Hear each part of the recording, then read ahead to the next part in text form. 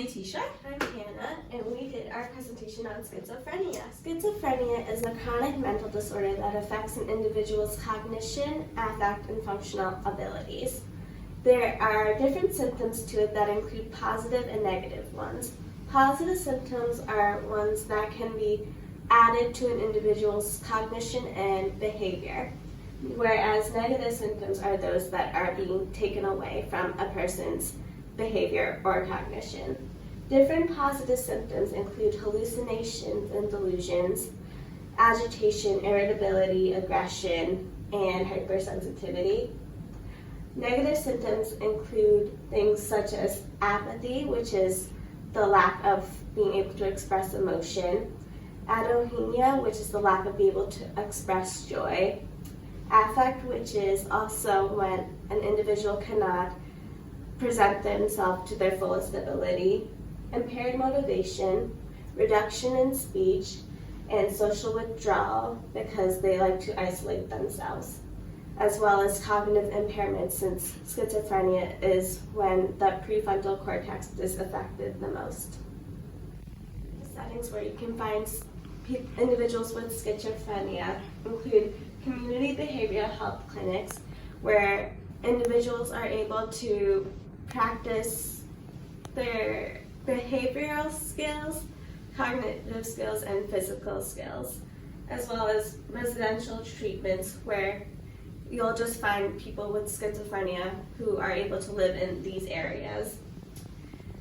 They also are found in psychiatric hospitals, which is where they'll go if they have a sudden outburst or outbreak. And then in homeless shelters, because there are many homeless people who aren't able to get the help they need, and so they are put into homeless shelters, and then prisons because social isolation keeps them from experiencing life to the fullest. All right, next we're going to discuss a couple of assessments that we chose over here. The first is called a Brief Cognitive Assessment Tool for Schizophrenia, also referred to as BCATS.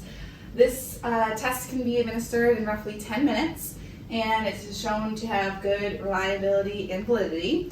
This is one of our evidence-based practice articles we chose, and the researchers found that having a smaller battery of just 3 tests, which include trail making, category fluency, and digit symbol, was a great way to measure the global cognitive functioning, which is a lot faster to administer than a full psychological evaluation.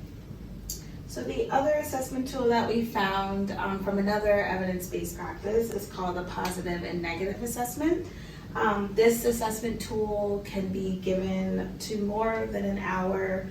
So we usually would use BCATS other than this one, but it is another option because usually OTs can only see patients for like 45 minutes.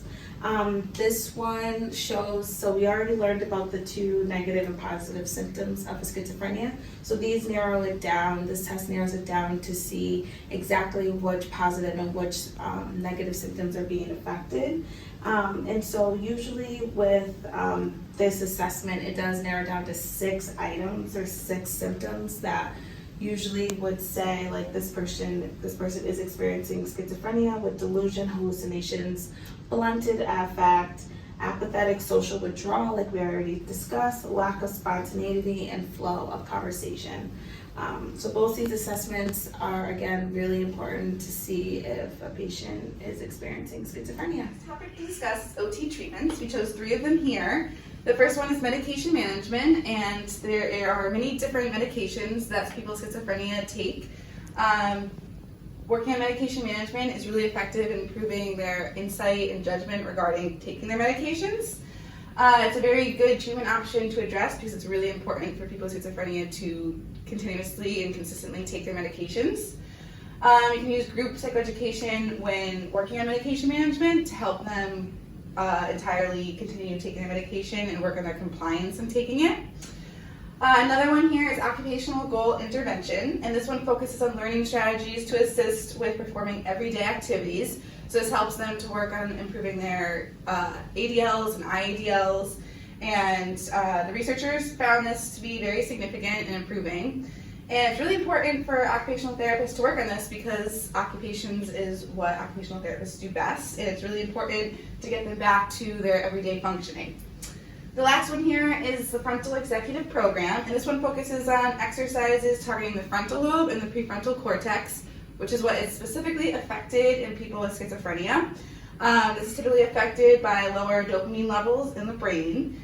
And this program really works on exercising those parts of the brain and improving their executive functioning skills.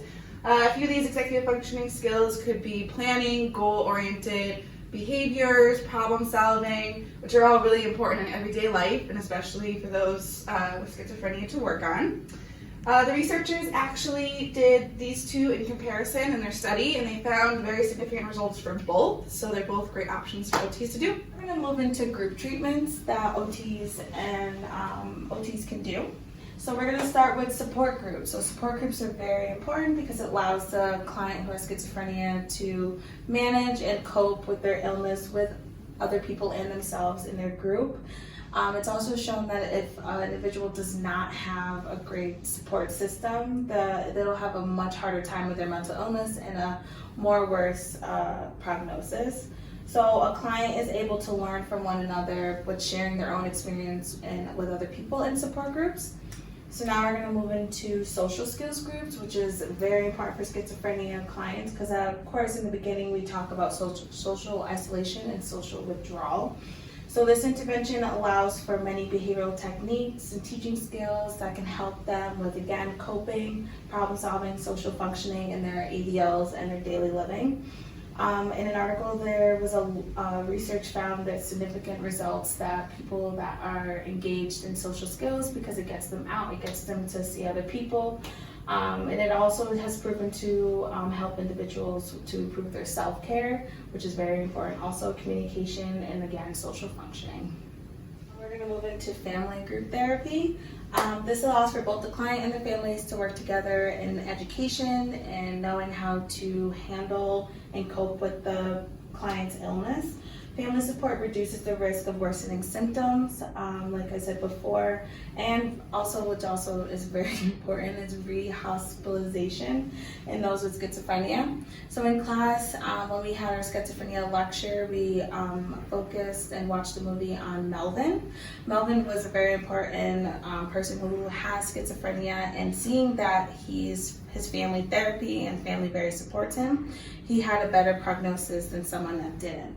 So it was good to actually see that there is benefit in prognosis with schizophrenia, since that once you have schizophrenia, there's no way to get rid of it. So to know that Melvin was able to cope with it through family support was absolutely amazing.